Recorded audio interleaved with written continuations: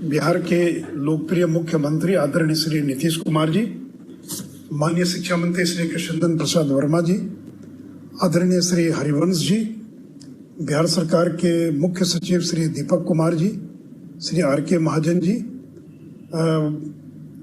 मौलाना मजरुल हक अरबी एवं फारसी विश्वविद्यालय के कुलपति, आर्यभट्ट ज्ञान विश्वविद्यालय के डॉक्टर ए.के. अग्रवाल जी और इस वीडियो कॉन्फ्रेंस में जुड़े हुए अन्य सभी प्रतिनिधिगण और उपस्थित मित्रों, बहनों और भाइयों। मित्रों, वास्तव में आज का दिन ऐतिहासिक है क्योंकि एक साथ बिहार के 3,304 पंचायतों में 9वीं कक्षा की आधारभूत संरचना निर्माण का कार्य पूरा हो चुका है और कोरोना संक्रमण के तत्काल बाद इन सभी पंचायतों में 9वीं की कक्षा की पढ़ाई प्रारंभ हो जाएगी। और अब आज के बाद बिहार में एक भी पंचायत नहीं बचेगी जहां माध्यमिक विद्यालय नहीं है। और जैसा महाजन जी ने बताया कि कुल मिलाकर 470 करोड़ रुपया इस संरचना के निर्माण पर खर्च हुआ है। लेकिन मित्रों, एक बहुत बड़ी राशि की हम लोग को आवश्यकता है। इसलिए माननीय मुख्यमंत्री जी ने 15वें वित्त आयोग से यह आग्रह किया है कि हमको 5,718 करोड़ रुपया इन उच्च माध्यमिक विद्यालयों के भवन निर्माण आदि के लिए और उपलब्ध कराया जाए। मित्रों, माननीय मुख्यमंत्री जी को लगभग 15 साल हो गए बिहार के मुख्यमंत्री के रूप में काम करते हुए। इसके पहले भी कुछ लोग थे जिनको 15 साल राज करने का मौका मिला। लेकिन अगर हम तुलना करें कि उनके 15 साल में क्या हुआ, तो मैं इतना ही कह सकता हूं उपलब्धि के नाम पर कि कुछ पुराने विश्वविद्यालयों को तोड़कर 2-3 नए विश्वविद्यालयों का निर्माण किया गया, कुछ विश्वविद्यालयों का नामकरण किया गया और चरवाहा विद्यालय का ऐसा प्रचार किया गया मानो बिहार के शिक्षा क्षेत्र में क्रांति आ जाएगी। 1991 में और चरवाहा विद्यालय की स्थापना की गई। 113 विद्यालय खोले गए और जिनके कार्यकाल में चरवाहा विद्यालय प्रारंभ किए गए, उनके आधे कार्यकाल आते आते वो चरवाहा विद्यालय बंद हो गए। बाद में कभी उनकी पार्टी के घोषणा पत्र में भी उस चरवाहा विद्यालय को पुनर्जीवित करने का ऐलान नहीं किया गया था। और कैसी कैसी परिकल्पना थी कि पहलवान विश्वविद्यालय प्रारंभ करेंगे, तो गनीमत है कि पहलवान विश्वविद्यालय प्रारंभ नहीं हो पाया। और मित्रों, ये कहा जाता था कि वो गाय चराने वालों, भैंस चराने वालों और पढ़ना लिखना सीखो। केवल नारा लगाने से कोई पढ़ना लिखना नहीं सीखता है। अगर आपने व्यवस्था नहीं की, इंतजाम नहीं किया, तो गाय चराने वाला, भैंस चराने वाला पढ़ना लिखना कैसे जाएगा। और आज आपकी प्रेरणा का ही परिणाम है कि गाय चराने वाला, भैंस चराने वाला, सुअर चराने वाला, मुर्गी पालन करने वाला भी आज पढ़ने लिखने के लिए जा रहा है। इसलिए माननीय मुख्यमंत्री जी, और मैं तो दावा करता हूं कि पिछले 50 साल में बिहार के निर्णय, हम लोग की सरकार आने के पहले एक भी नया संस्थान शिक्षा के क्षेत्र में खड़ा नहीं हुआ। कोई बता दे, एक भी संस्थान का नाम बता दे कि बिहार में स्थापित हुआ हो। और ये आपके नेतृत्व का परिणाम है कि आर्यभट्ट ज्ञान विश्वविद्यालय, एक नया विश्वविद्यालय, Chanakya law university, NIFT, Chandragupta संस्थान, institute of manager development management, 2 केंद्रीय विश्वविद्यालय, NIT, IIT, ये तो कई संस्थानों का नाम तो मैंने छोड़ दिया।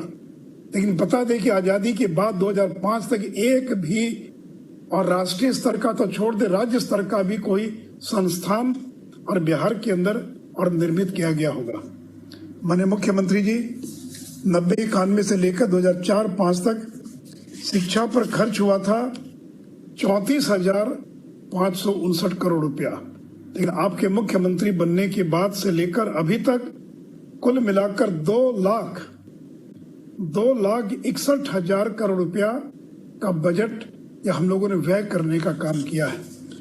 और माननीय मुख्यमंत्री जी, मैं धन्यवाद देना चाहूंगा कि आपने जो ऐलान किया था, जब कुछ शिक्षक हड़ताल पर गए तो आपने कहा कि हम ही लोग हैं जो आपकी मांग को पूरा करेंगे, और आपने उस मांग को पूरा कर दिया।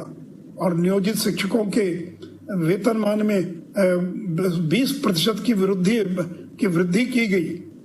और कुल खर्चा कितना बढ़ा हम लोगों का, 2,765 करोड़ रुपया 20-21 से अतिरिक्त हम लोग को व्यय करना पड़ेगा।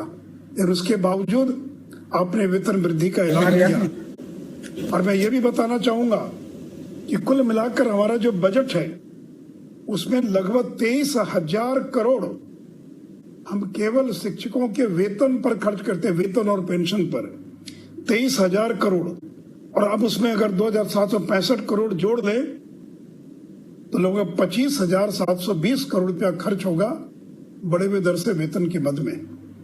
माननीय मुख्यमंत्री जी, वो लोग कहते थे कि जो मुसहर का बच्चा स्कूल जाएगा उसको 1 रुपया देंगे प्रतिदिन छात्रवृत्ति के रूप में, लेकिन आपके नेतृत्व में और हम 2,136 करोड़ रुपया मध्याह्न भोजन पर खर्च कर रहे हैं, 267 करोड़ रुपया साइकिल योजना पर खर्च कर रहे हैं और 285 करोड़ रुपया हम लोगों के पोशाक पर खर्च कर रहे हैं। और इतना ही नहीं, तो 15वें